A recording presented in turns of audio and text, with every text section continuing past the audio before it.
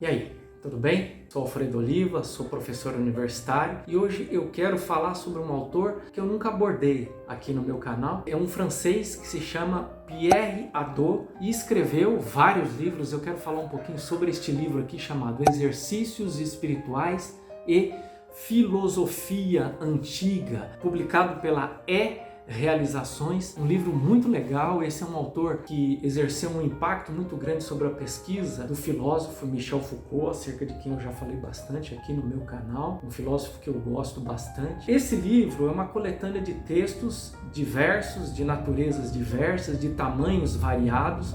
É um livro muito interessante. Eu vou destacar dois ensaios para a gente poder falar um pouquinho aqui, para vocês terem noção de como funciona a filosofia, a pesquisa filosófica de Pierre Hadot. Então eu quero falar primeiramente sobre um ensaio que fala sobre exercícios espirituais. É interessante isso, porque o Pierre Hadot aborda a filosofia antiga como uma forma de espiritualidade. Ele não está naturalmente dizendo que a filosofia antiga é equivalente à religião ou religiosidade. O que ele está dizendo é que, do ponto de vista das técnicas que são utilizadas, a filosofia antiga se parece com espiritualidade ou até com aquilo que nós denominamos na atualidade de religião. Mas não significa que a filosofia ou o objetivo da filosofia antiga fosse conduzir as pessoas a uma comunhão com qualquer tipo de divindade. Isso até poderia acontecer, os filósofos via de regra tinham fé em Deus ou nos deuses, mas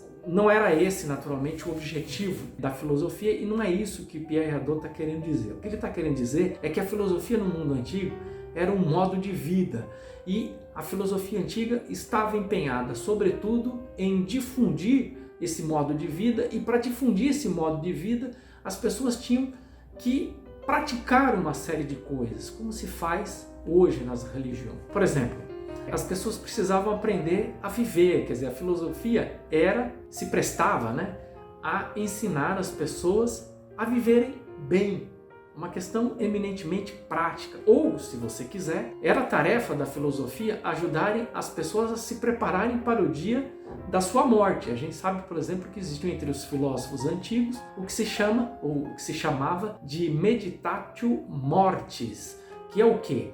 Era uma reflexão sobre o dia da morte, sobre a natureza da morte, e o objetivo disso era simplesmente fazer com que as pessoas se tranquilizassem em relação a esse fenômeno que atormenta certamente a vida de muitas pessoas desde que existe vida humana no planeta Terra.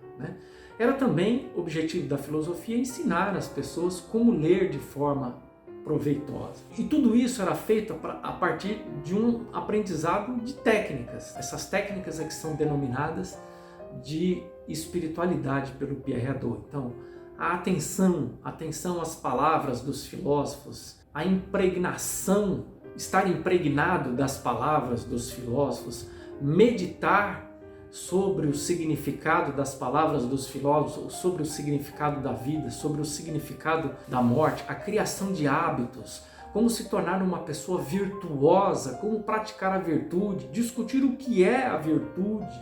Por exemplo, o Sócrates ensinava uma coisa chamada a prática da parresia. O que a parresia era? A coragem de dizer aquilo que precisava ser dito e a disposição para morrer no limite mais extremo, se necessário fosse, em função daquilo que você estava defendendo diante das outras pessoas. É interessante que o próprio Sócrates morreu como um parresiasta. Quer dizer, não era importante para um filósofo ensinar o que é a parresia, mas praticar a parresia e, no caso de Sócrates, a sua prática da parresia o conduziu a sua própria morte. A gente sabe que Sócrates foi acusado de corromper a juventude, foi estabelecido um tribunal e Sócrates compareceu diante desse tribunal, continuou defendendo as suas ideias, procurou explicar o que ele estava fazendo, naturalmente disse que não tinha nenhuma intenção e nem procurava corromper a juventude, na verdade ele estava cuidando da juventude, mas as pessoas não foram convencidas dos seus argumentos, achavam que de fato ele corrompia a juventude.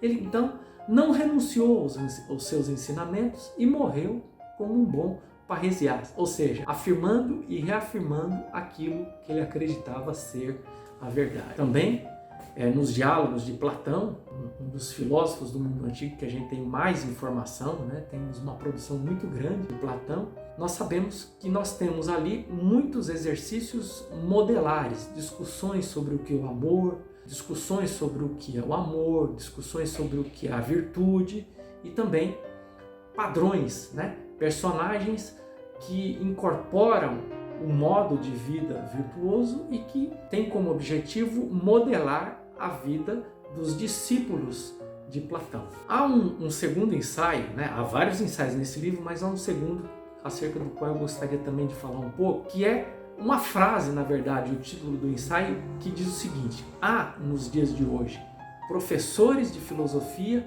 mas não filósofos.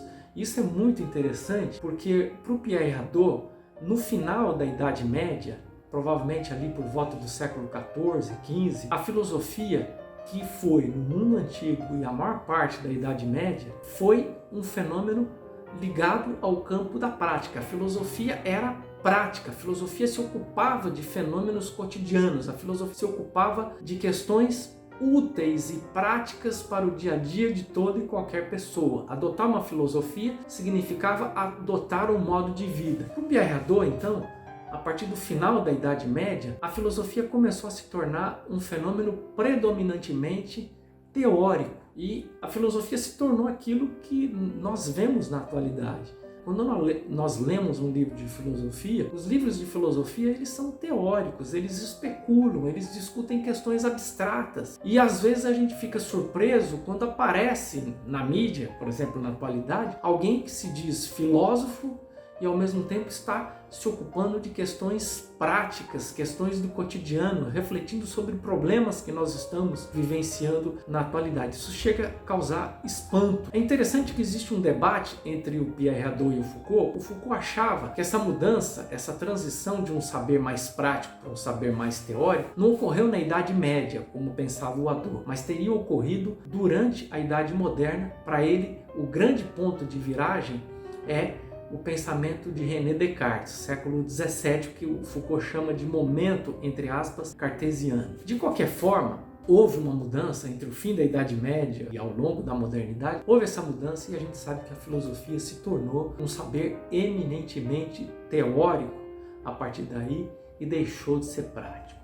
É lógico que o Pierre Hadot considera que mesmo depois disso, nós temos filósofos importantes que continuam preocupados com questões práticas e talvez por isso eles chamem até muito mais atenção da gente do que aqueles filósofos muito mais práticos. Por exemplo, é o caso de Schopenhauer, de Nietzsche, e eu diria, é também o caso de Michel Foucault, talvez da filósofa contemporânea Judith Butler, que são pessoas que estão focadas em questões práticas, problemas da atualidade, problemas que estamos enfrentando neste momento. Então, é por isso, naturalmente, que o Pierre Hadot diz que nos dias de hoje há professores de filosofia, mas não filósofos. Quer dizer, há muita gente ensinando filosofia como uma coisa teórica, né? Então eu digo o que Nietzsche pensou, eu digo o que Foucault pensou, eu digo o que Butler pensou, e aí eu sou então um professor, alguém que ensina o que outras pessoas pensaram. Agora, não existem mais filósofos, não existem pessoas que adotam